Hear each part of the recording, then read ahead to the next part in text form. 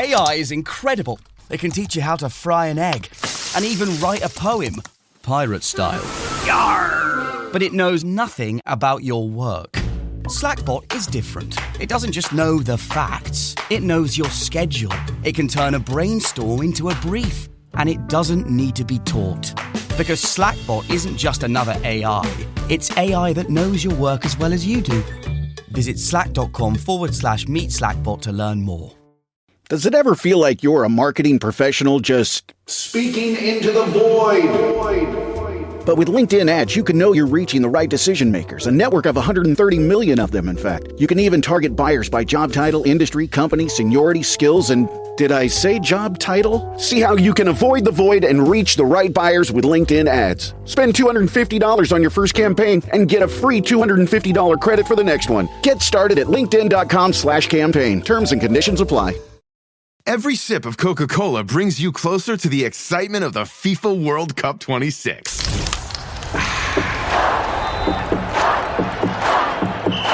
Because nothing compares to the joy. So grab a Coke and drink in the FIFA World Cup 26. No purchase necessary. 13 plus in 50 U.S. states and D.C. with a web-enabled device. Ends March 1st with 8 entry periods. Rules at cokeurl.com/soccer rules.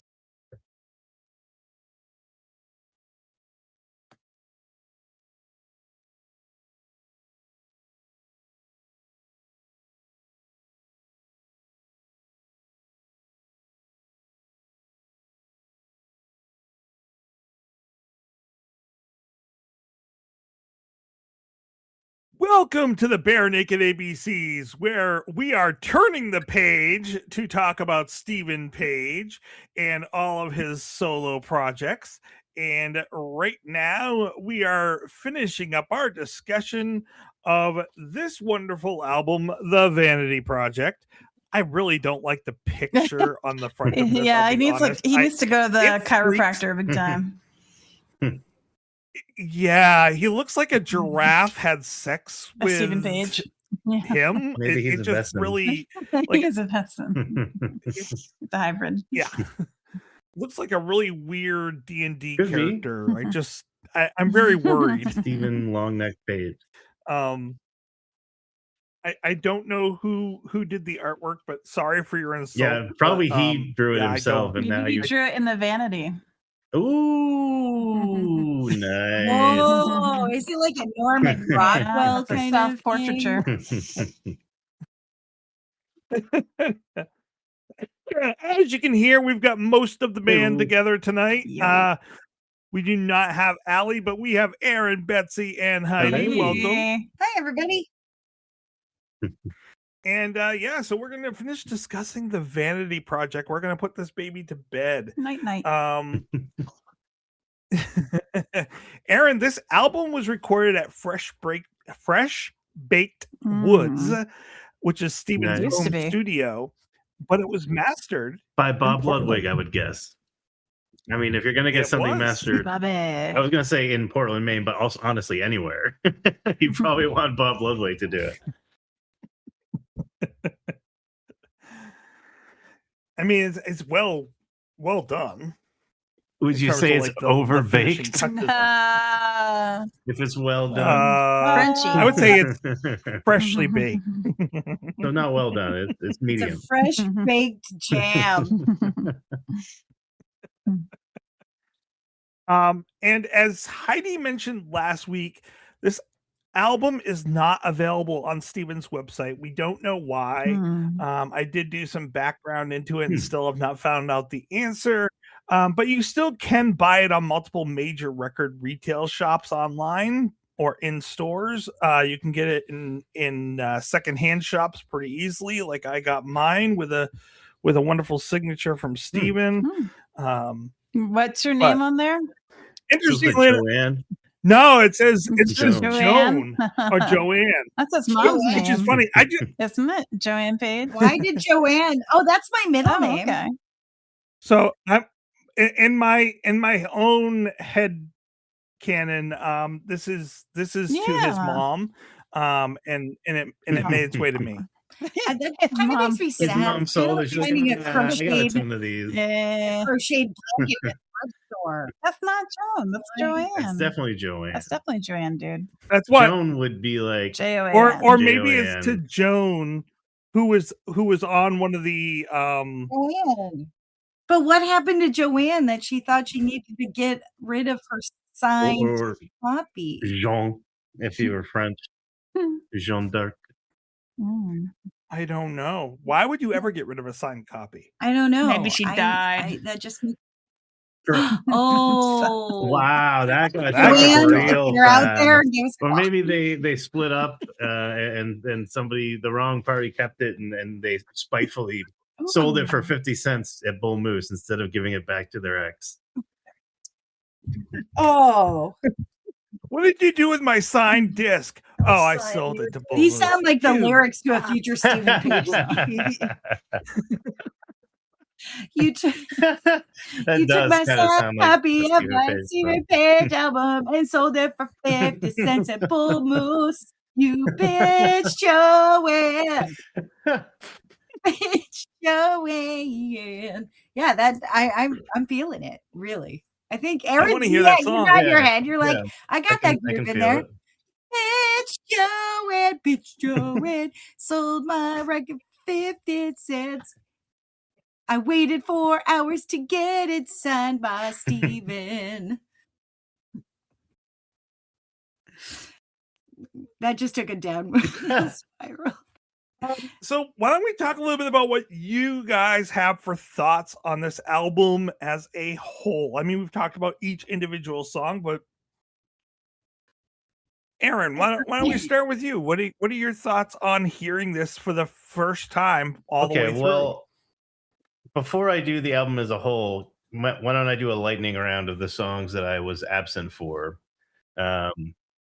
And just kind of tell you my thoughts. Did you put the numbers in already? If you want to put them in whilst I rattle off my thoughts. So Hit and Run. I really wish that I had been present for the conversation surrounding Hit and Run because it seems way lower than it should be, in my opinion. Like, I like that song a lot. I really like the Foo Fighters kind of feel to the main riff. It's like this kind of power pop, post-alternative power pop. And I like the kind of lo-fi high pass filter they put on it to make it sound kind of like I'm guessing that's why you didn't like it, Tracy, the way you're not. Yeah, well, I like it when it's used stylistically. So I enjoyed that. And what really made me love this song, though, was that descending line in the pre-chorus. I'm a sucker for a good descending line. So I gave this one an unabashed 9 out of 10. Okay. All right. And while we're on it, Betsy, do you have a score for that one? I was getting my late eye. Hit and Run. Hit and Run. I was saying it kind of reminded me of Foo Fighters a little bit, and I liked it. Foo Fighters. Foo Fighters. I would come in close to 9 as well. Somewhere around a 9.2. Nice. I like it more than you. Ooh, nice. Well, that does bring the score up. Justice. All right. Justice for Hit and Run. Justice for Pam. Yeah, because I brought that one down really Speaking far. of Stranger Things. Okay. Wilted Rose. I thought this was a pretty decent song, kind of reminiscent of the Traveling Wilburys. And no, not just because of the harmonica. But overall, a decent song, above average, certainly. But I wouldn't say it's a standout song of the album for me. So I gave it a 7.5 out of 10. Okay. What about you, Betsy?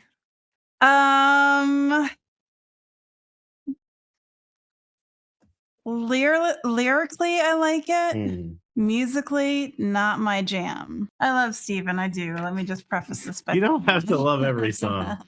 No, I love Steven. You're right. That's what I'm saying. Like, you don't have to, the words that well, I'm saying you don't have to preface. You don't have to make the sandwich. You can just give us the meat. Oh, you want the meat, do you? I'll give you the meat. The meat. Slap you with some salami. How can you have the dirt if you can't eat your meat? You don't eat your pudding. Yeah, right. How are you gonna eat your pudding if you don't eat your meat? Anyway, There was something about the harmonica that seemed whiny to me, so it really kind of knocked it down a peg for me. So maybe 6, 7. 6, 7. 6.7. Okay. All right. Now, all Glitterbug. right. I can't complain because I gave the one before that 6.5. So, you know. Glitterbug, I see Heidi. Oh, wait. Are you getting up? Yeah. I noticed. Well, I saw that you gave it a 10. Really? So I'll tell you I was going to say, well, after. no, before I give my score, I would like to give you a chance to pitch me on it. Not that I don't like the song, but I'm just curious because I don't think I would give it a 10. What is it about this song in particular that you love so much? My son's birth. Oh, well, you know, because I'm not. When Noah I was can't argue with born, that. I had an album that I made specifically for when we were in the maternity ward, and that was the first song that I put on it, a mixed CD, and that was the first song I put on it, and so I used to sing that to him when he was a baby, and it's always been that song. It's so funny. So that's why it's okay, Aaron. I thought it sounded like a really nice lullaby, so that is a nice observation. So yeah, I certainly. It's okay, Aaron. We know you don't like her song. I said no such thing. So yeah, I don't. Anything you give it for a poor score on this reflects on Noah. Certainly don't think. Like I said, I don't think this is a bad song, but I can't really put it up there with, say, So Young, So Wrong, So Long, or even That's All, which Heidi also rated a 10, and I rated a very strong 9.5. I would say I would have given it an 8, but that ending, again, with the descending melodic lines, I'm a sucker for those. It bumped it up a little, and then also thinking of it, again, as like a lullaby, I could see myself singing that. I'm going to give it an 8.5. Okay. All right. What about you, Betsy? Not to be samey, but it's going to be pretty close to that. I really like the feel of the song. Lyrically, it's very sweet, but I'm not sure that it's like a romantic song, or if it's to like, I'm not sure. I'm not sure who he's singing to exactly. But I think overall, I would probably give it just maybe a solid 8. Yeah, if it were Firefly instead of Glitterbug, it might have been different. Firefly. Stay shiny. Firefly. Now, by the roadside, I would have guessed probably that y'all probably would have guessed that this would have been my favorite song on the album, right? It's not, but I definitely liked it more than you, Tracy. A 5? A 5? Wow. I said it was a perfectly mediocre disagree. song. Come on. That's middle of the road. Tell me that's a typo. It's middle of the road instead of by the roadside. Haunting, beautiful murder ballad. I'm guessing question mark. And the ending section is in particular very haunting. I would give it a solid 8 out of 10. It's pretty dreary and depressing, but that never stopped me from liking or even loving a song.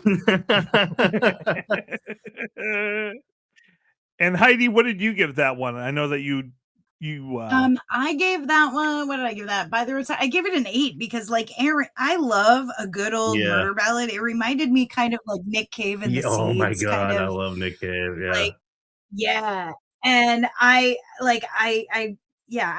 it was dark and depressing and sad and strange, and he tells a really dark story. So I dug it. I did. I like the sound of it. Yeah. Hey Heidi, are you familiar with the band The Handsome Family? No. I'm going to recommend that you look up Far From Any Road by The Handsome Family. I discovered it because it's the intro song to the first season of True Detective. It's a really awesome murder ballad with a nice, deep, rich baritone vocal, and it's very cool. I think you dig it. I will definitely. I'm adding that to my list. Nice harmonies, too. I think it's a husband and wife duo, which I really dig. By the way, Nick. All right. Well, you have I one more do. there, Aaron. Songwriter. So here today. You didn't give us a Here today and Here yesterday. Today and Very Yesterday. Beatles-esque, which, you know, I love the Beatles. So there's a good chance that I would like this one based on that feel alone. I'm pretty sure there was a Mellotron, or at least Mellotron synth voices being used. Again, very Beatles.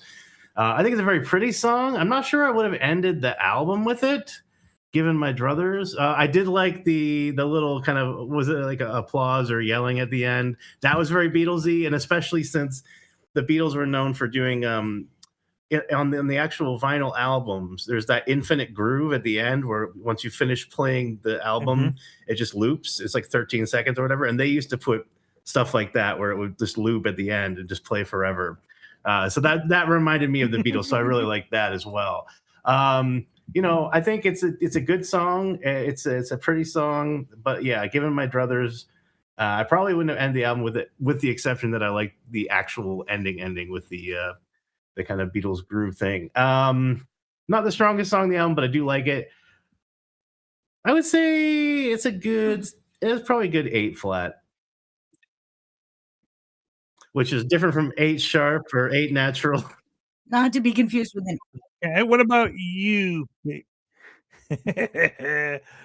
What about you, Betsy? Yeah, it definitely was very Beatlesy, but I hated the ending. I thought it was great. Hated it. Hated it. You didn't like the First, I wasn't sure what the emotion was, like if they're applauding or if they're like someone's getting murdered, or, and it was so like abrupt and brash and sudden, acute onset. What the fuck? So I didn't like that at all. I can see that. Here today and yesterday. Yeah. I mean, I could kind of take it or leave it. Did I give it a score yet? I don't think I did. So I do like the Mellotron. Yeah. I like that voice very well. And I do like the Beatles, but yeah, this wasn't really doing it for me either. I don't know. I feel like I have of the entire album, I have 3 songs on my playlist. So I think for me, this one was probably closer to like a 7.2. Maybe you did not give scores for Everything's the Same. What did you rate that? I rated that a 9, actually. I really liked that song. That's the highest of the group, but not out of the realm of that. I think it's because let's see, why did I rate it a 9? I think I just really liked it. Good reason to give it a 9. It's coming back to me. Hold on, I've got notes. Oh yeah, easy to stop, easy to fall. Everything's the same. I about this song too is this album came out when? 2005, 6, 2005. 2005. Yeah, way before COVID. And then, but hearing it now, I'm like, holy shit. Like it is like I listened to it going, was this about COVID? Wait, it couldn't have been about COVID. It's so strange to me, like listening to it, you know, now. I don't know. I like the sound of the song. Like I like it a lot. I like it. What about Thank You for Sharing? For Thank You for Sharing, this is one, I think, what did I rate that? Yeah, there's something about, I don't know why, but that pops into my head a lot, which is weird. But you know how sometimes melodies just kind of, you're like, I find myself singing that a lot of the time. Like, I'm just like, it just pops in there. That whole, your nightmares with me, like it's bizarre and strange, but I like the lyrics. I don't know. I just like the sound of this song a whole lot. Okay. Baby Loves the Radio. You gave that one a 7. That's my storyboarding glory. Yeah, that's I think that's your lowest rated song on the album. I get it, 6.9. Baby was not my favorite. I'm not a fan of Baby either. And then finally, it wasn't the best song. No. It wasn't Did she put you in the corner? No one puts Baby in the corner. No one puts Baby in the corner. So what about So Young, So Wrong, So Long? That's one of my highest. The So Young, So Wrong, So Long. Like there's a drive to it that I really like. I like the lyrics to it. I'm a fan of that one. Oh wow, Aaron gave it a 10. Yeah, that was my only 10 on the album. I really like that song. Although That's All is probably my second choice. That was pretty close. I gave it a 9.5. I didn't give any a 10 on this album. Tracy, you were the hater of this album. You were the lowest rating on 6 out of the 12 songs. Yeah, my average for this album came out to a 7.3. I mean, honestly, that's still good. That's a good, solid album. It's still a good album. But yeah, most artists would be like, all right, like a 7.3 out of 10. It's a C stars. minus. C's get degrees. Yeah.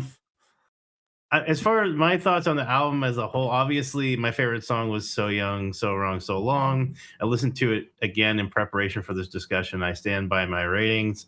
That's All was my second favorite, and I think those two songs were the highest rated. We had a 9.3 average and a 9.13, at least so far. We still need Allie's score for That's All. So possibly if she gives it a 10, that could push it up to being the favorite song for a lot of us for the album, which I would be okay with too, because that's also a very good song. But I really liked Hit and Run. I really like These Wasted Words. I really like SoCal. And everything else was either 8s or 7s. So I mean, I only had 3 7s, 4 8s. But yeah, I mean, it was no 5s. Yeah, it was. Do you have the average score for me, Tracy? I'm sure it's higher than yours. Yes, it was 8.3. And that's legit. No, 8.4. Sorry. 8. So it's a good album. It's hard for me to gauge since this is just the first solo album. I've heard some of his other solo stuff, of course, because we've seen him live several times, and also Betsy's played some for me. And I've seen some of the live from homes too now, which has been a lot of fun. So I mean, honestly, I've experienced more of his solo stuff, but it's still hard for me to be like, I was hesitant to give anything a 10 because that's just it's my first album. I don't want to be like, okay, well, if I give that a 10, I'm gonna have a lot of 10s down the road because the later albums could be so much better, etc. So I maybe I was a little hard on it overall, honestly, but I was still very highly rated by me, and I think rightly so. It would make sense that I would give this one consistently fairly high ratings since Paige Duffy was my highest rated songwriting combo for the Bare Naked ABCs. So I enjoyed it a lot, obviously. Yeah. What did you think of the album as a whole, Betsy? On the whole. Preparation. For me, some of the numbers were lower than previous albums just because one of the things I like about Stephen Page is how he'll do like the salty sweet combination, like the bad news in a good way, or like the hidden dark lyrics with a bright poppy tune or vice versa. This was kind of more on the face of things. There were some songs like that, but this is more kind of literal where the words matched the lyrics, which matched the tone of the words matched the lyrics. Am I delirious? The tone matched the lyrics. You know what I mean? Anyway, So I feel like that's just kind of it's good, but it's not what I love BNL for, and it's not what I love Stephen Page for. So I think some of the numbers suffered because of it, but then there were some higher rated ones too. So overall, it was kind of peaks and valleys for me. I either pretty much, it's a bit bipolar. I really liked it or I really didn't, which is not my norm necessarily, but because you had a lot of 9s and a lot of 6s. A lot of harmonicas, a lot of whiny harmonicas that brought down my numbers.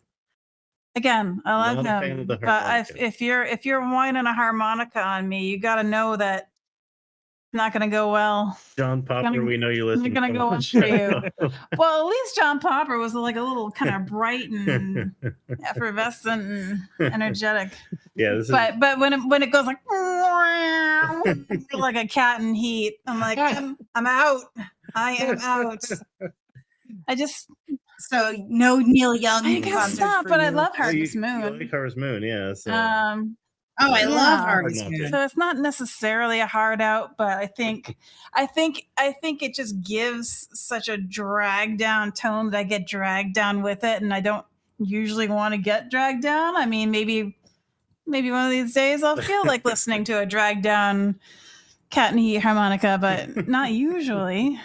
Well, it's interesting because in some ways I agree, in as much as like By the Roadside I mentioned, like I like that song and it's very pretty, but it's also like it's kind of hard to listen to in a sense. Yeah. Kind of like, oh man, it's like you want to drink cranberry juice, but somebody gave you sambuca. And you're like, what is this? It's like, this is good, but it's not what I was expecting. So Tracy loves I remember like washing the dishes and listening to that song in preparation for the episode, and I was just like, I ended up not being able to make that episode anyways, but it wasn't because of the song. But no, I was like trying to like, because I put on music to try and get some energy to clean and stuff, and I was just like, oh man, this is not giving me energy. It's not steak knife the side eye. I need to go lay on my bed for a while. It's so easy.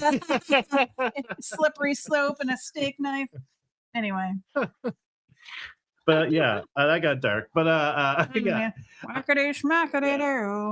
liked it overall. But yeah, I can understand, and I've been hearing both Betsy and Tracy talk about how much they love the later albums more. So I'm very curious to see how this compares to some of the other stuff. These next two songs. Oh yeah. Oh yeah. Well, Heidi, what were your thoughts on the album as a whole? Well, I got this album right when it came out. Because I was really excited about Tintin. Because I was really, because at the time I also got into the Brothers Cregan and Kevin Hearn's other projects. So I had a bunch of, like, I think at that point, at least a couple of albums from the other guys. And I was like, ooh, Steven's got something. And I remember really liking Hit and Run and really loving That's All. And Glitterbug and So Young. So, and overall, like it was a different feel, but it wasn't completely not BNL at the time, because it was BNL, but it was Steven, but they were all still together and like all the things. But I will say that I do think I just re-listened to Page One the other day, and I listened to Heal Thyself Part 1 in my office all the time. I love that album so much. So like some of the songs on later albums, Aaron, will like, I think, blow your mind. I had never heard the A Singer Must Die album. So I just started listening to that today. I'm excited. What? How have I not ever listened to this before? So I'm excited to get into that, because Page One and Heal Thyself, but yeah, so I will say I think your journey is going to be good with this, because I'm also listening to I've played for him Lion's Tooth because it was so on the nose for him. I've heard some of the stuff that I've heard. Well, also I've heard some of the stuff when we saw him live. Like I think you were there twice, but I think I've seen him live 3 times. Is that right, Tracy? And then the album show. Whoa! I've seen him without you, buddy. Oh no, I'm just saying. No, I'm just saying. I'm just saying. I've seen him live the 2 times that we saw him live together, and then one other time before I met you. And having heard, excuse me, I've seen BNL twice now. Always, of course, post breakup or post split.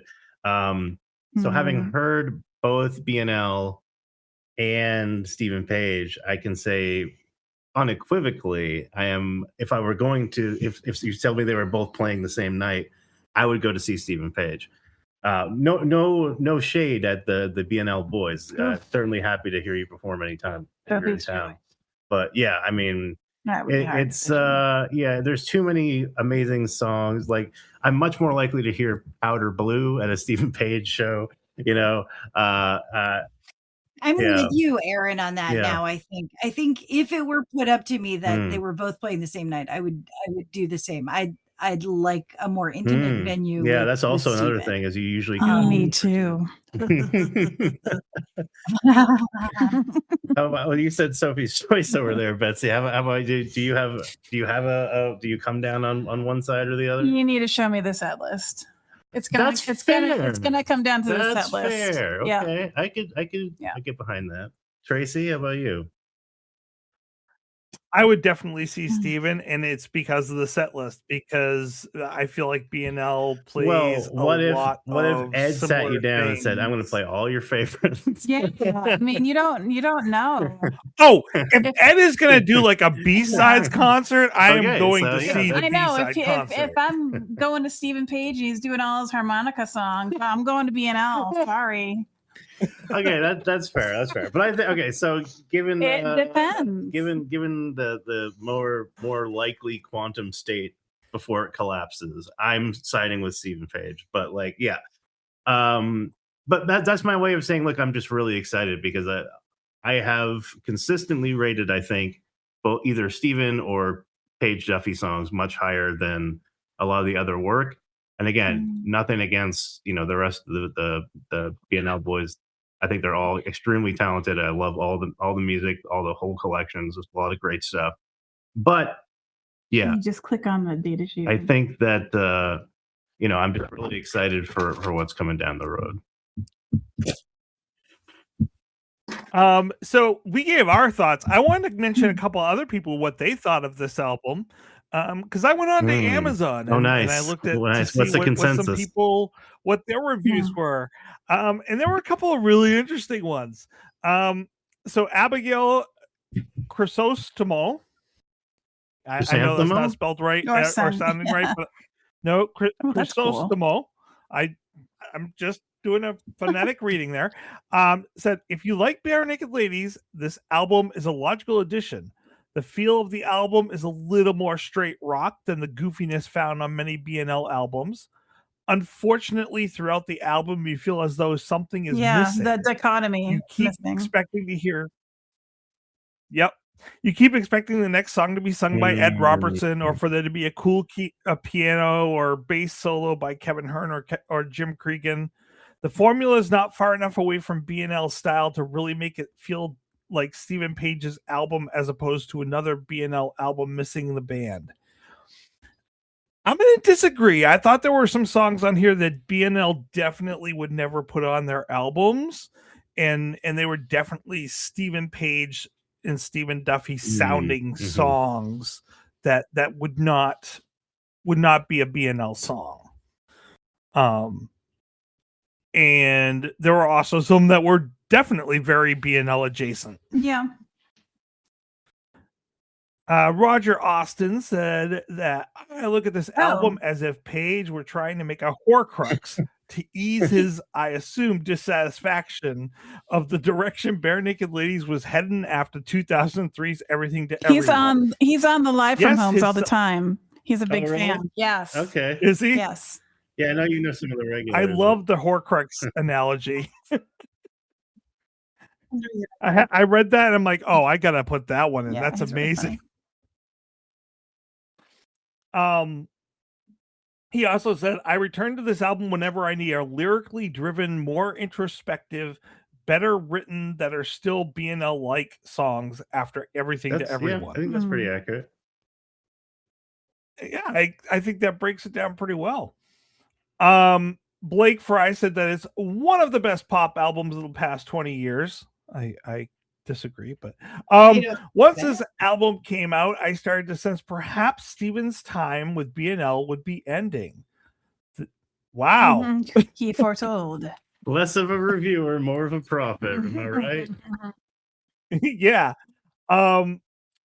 Another person said, I felt as though all of the songs were very similar and the album lacks diversity. Disagree. I strongly disagree. Go listen to By the Roadside and then they said any other song. SoCal. Yeah, SoCal. As I say, the first 3 songs alone are extremely different. And here's a rating that did not age well at all. And for those who are worried about a breakup with BNL, there won't be one. BNL is currently writing new material. From the future, I have a bad message to give you. You have a message for you, Rudy. Rudy. So did anyone have any thoughts about ordering on this album? I know I as always tried to see what I could do with the ordering of the album, but I mean, I already said that I think I might have ended with a song other than Here Today and Yesterday. If you could take that abrupt crowd ending from Here Today and Yesterday and put it at the end of maybe like So Young, So Wrong, So Long, and then switch those two, I think that might improve things just a bit. And I would probably also put By the Roadside closer to the middle of the album, because I would want to build more. You want to have maybe like a little nadir in the middle and then go back towards an apex. But yeah, it's just energetically speaking, of course. I don't think, like I said, I like By the Roadside, but other than that, I can't think of much. I think Hit and Run is the perfect song to start this album off. I would not touch that. Well, I agree. I see, Tracy, that you are going to disagree. What do you close with? I think Glitterbug might be good to close with. Glitterbug might. I would. Glitterbug, because it's kind of a lullaby. Yeah, it's like, but you would have to take the abrupt ending. Yeah. Oh, wait. Glitterbug with the abrupt ending. You're like, as you're drinking, it's to give you like the hypnagogic jerk or whatever. I'm almost falling asleep. Yeah. Your face and you're asleep. Yeah. It's my official take. Okay. That's my take, and I'm sticking. Heidi, did you have any thoughts on the reorder? But similarly, I think I don't like the ending, but I like the opening, but I really no real opinions. I like it. I mean, my biggest problem with the whole album is it's a lot slower than anything that BNL would put out. I think that it's missing a lot of poppiness. I know that Steven is capable of writing poppy. I mean, Baby Loves the Radio is an extreme example of that. But at the same time, like, the album itself is not very high energy. So when it came to trying to order this, I was like, yeah, I could see why this was a problem for whoever had to do that, because you got a lot of really slow songs. In taking this task to mind, I did not change the songs. During the song discussions, I said several of them that I would bump it up to like 1.25, 1.5, and it sounded better at a better speed, or a faster speed. Do you have a dubstep I'm remix just assuming By the Roadside for us? I want to do that now. I want to call it By the Webside. I want.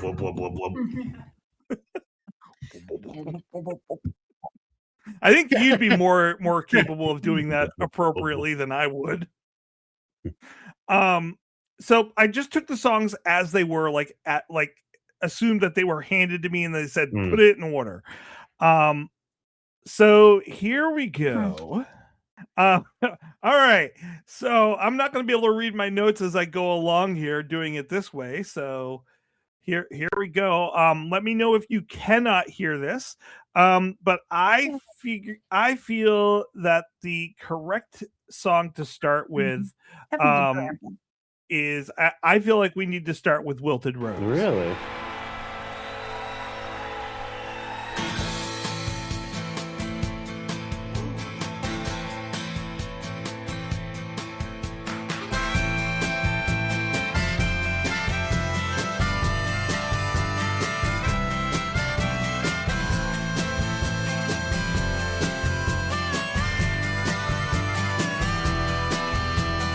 Start with Wilted Rose because you have the audience clapping and they're sitting in their seats and a little restless, and then you've got that live feeling. I especially love the way that it, like for me, this is the single. This is a second single that they would release to Canada, but just to Canada because that's who it would make sense for. And I think it's a good feel for what the album's going to be. And then since we're talking about a protest song, then the next up is a song about protest songs thematically. So next I have us going. It's all the same to me these days, I swear. It's hard to care.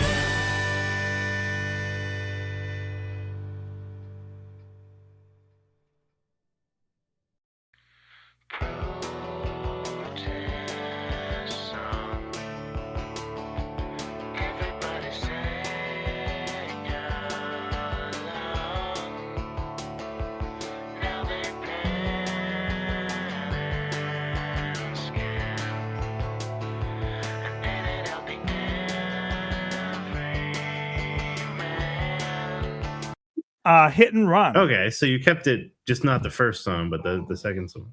Correct. I put it second. I want to still keep that energy going, even though I'm not fond of it. I still feel like it's a better number 2 than an opener, and it has a really good beat. Gets things going, keeps building the energy toward number 3.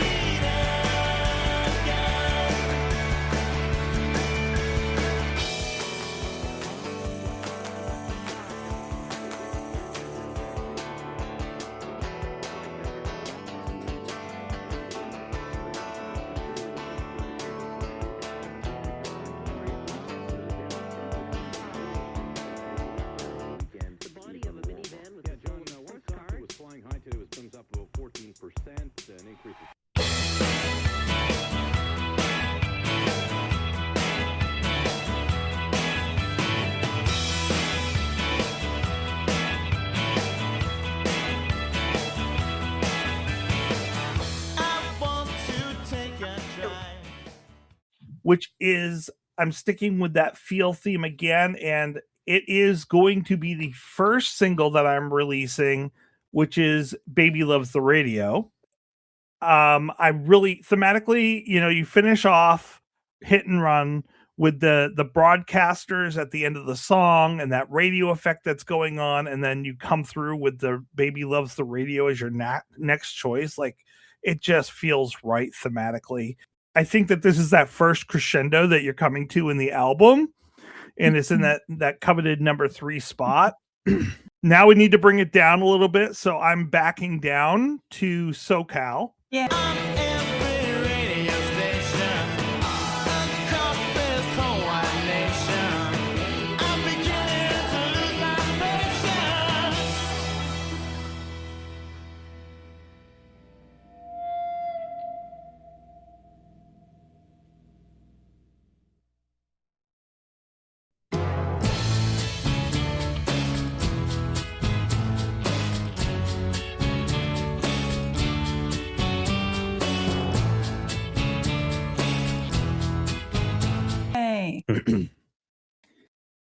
And my biggest problem with the entire album is that everything's too slow, so I had to find spots that things slow down and then slow down and then slow down. I had to do really small steps of slowing down, the small steps of picking back up. But this is a really bright sounding song, even if it's not in the topic. It's a little bit slower here, so I like that. And then I have to get off my notes here because I changed things up a bit as I was editing. So the next one after that, I changed it to Everything's the Same.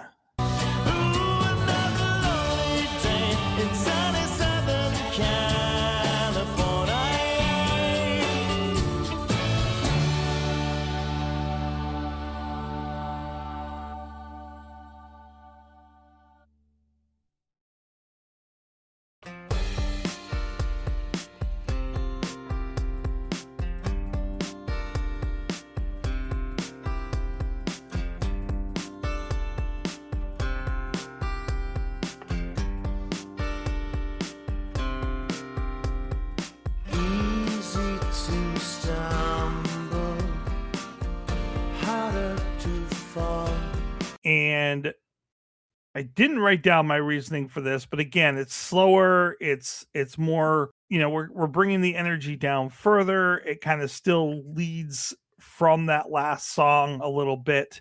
And then following out, we have that quote, and we also have that drum beat that's kind of going on. So I then led that directly into That's All, which starts off with that Casio drum beat.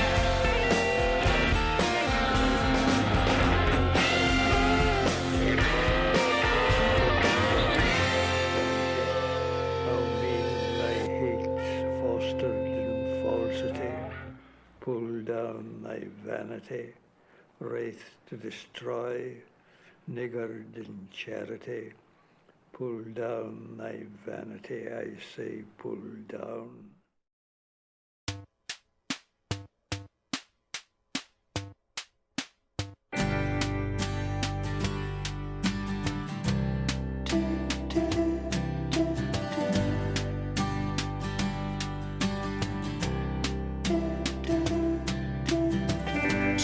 Lying on the grass.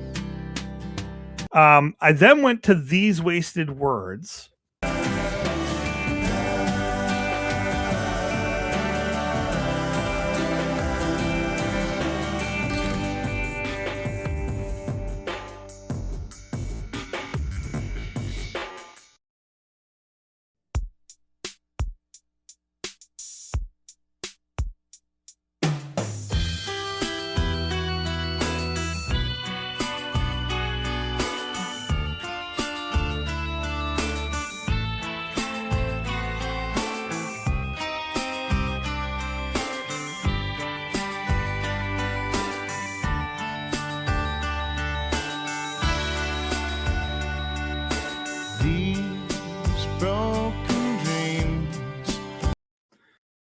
Which again has that drum beat at the very beginning, so kind of keeping that going, but now we're picking the speed up a little bit more again, and went from that into Thank You for Sharing.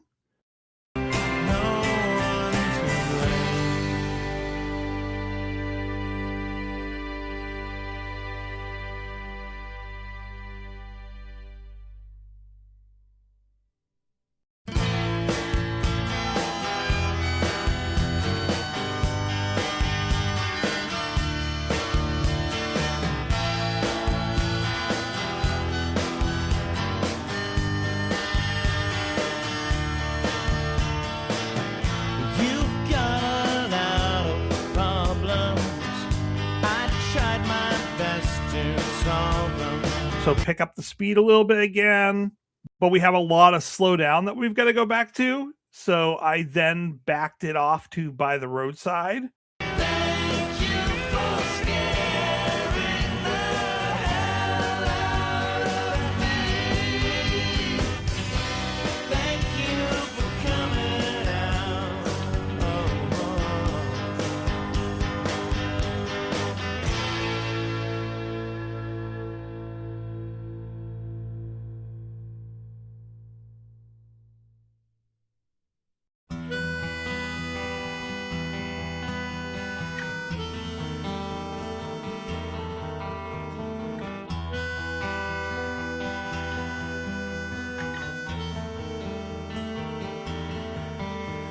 She was the most beautiful woman I'd ever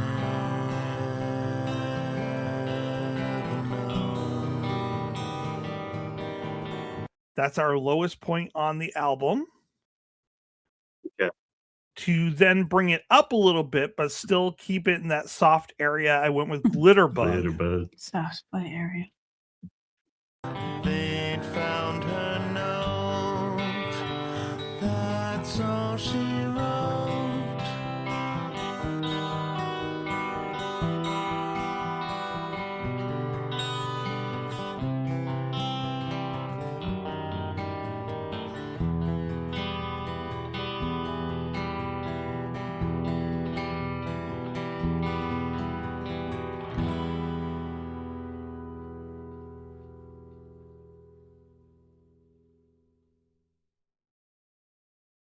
glitter bug, with your mind everywhere. I'm anywhere you want me to be. Take your time, but take care, for in the end we're all history. And then I really wanted to, the happiness from Glitterbug really leads well into giving us that big last bump in the album, which brings us to So Young, So Wrong, So Long. So good night, Glitterbug.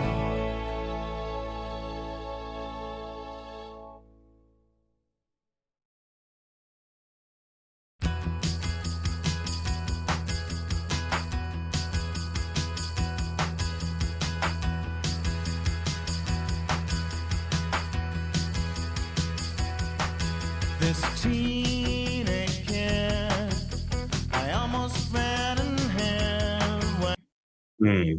And then I have us finishing with Here Today and Yesterday. Okay. Interesting.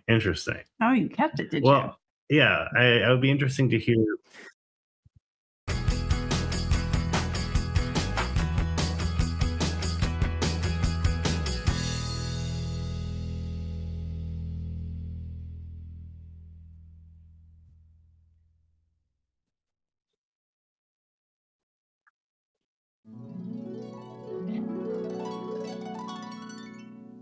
Tomorrow never comes, it's always here today and yesterday, but I did, just because I think that I think Steven had a reason for putting that applause, laughter, whatever it is at the end. I don't know what it is. Of course, if I were putting this album together, I'd ask him and be like, Steven, you got to give me a good reason to keep this thing, because it really isn't working for me. But if he was able to give me a good reason, then I got to keep it there, because it's the artist's intent. I respect that. Yeah, I assumed it was like a Beatles reference or an allusion to the Beatles with the. Right. That's what I had said last week too. And so I'm like, he wants it there. It's got to go there. It works best after that song, I think. And I couldn't find any way of putting any of the other songs at the end. And so I was like, nope, we're going to keep it there because it's a nice ender to the album anyways. Because it didn't make any sense after Glitterbug.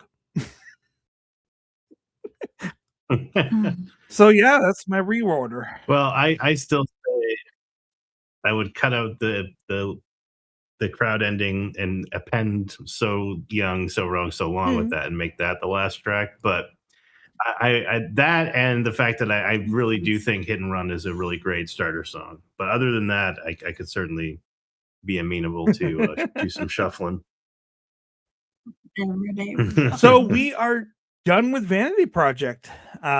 Hey. Next week we're gonna move on to A Singer Must Die. Hopefully not Aaron or Steven. I would hope not. No. Must die, a singer must die. Not quite. I like your spin on it. By the Art of Time Ensemble, but Steven's on it. He is featured. And so we will be covering that album, starting with Lion's Teeth next week. Okay. And by the way, Mountain Goats are touring this summer. Well, I look forward to it. Can Mountain Goats tour with Steven? Nice. Nice. By the way, Heidi, you're muted. I was had to go get a different pair of glasses. I couldn't see anymore. I said I got goats in my backyard, but I don't think they can. They're not mountain goats, so they can't. They're not John. Yeah. No, Thor, Loki, and Brady would not be good backup singers. No, they'd probably eat the set. Yeah, it'd be bad. I'm too tired to make the joke, so insert Stevie Nicks pun here. Oh. And I love Stevie Nicks. Don't get me wrong. Come on. Yeah. Low hanging fruit. All right, y'all. Well, it's been good. Yay! One album down. Yeah, one down. Congrats, one down. Everyone. Who knows how many more to go, because he's going to keep releasing them. Yay! Yeah, we hope so. I hope so. All right, Steven, y'all. come on the Guys, show. have a great New week. Year. Happy New Year. See you next time. Bye, everybody. That's all. That's all. That's all.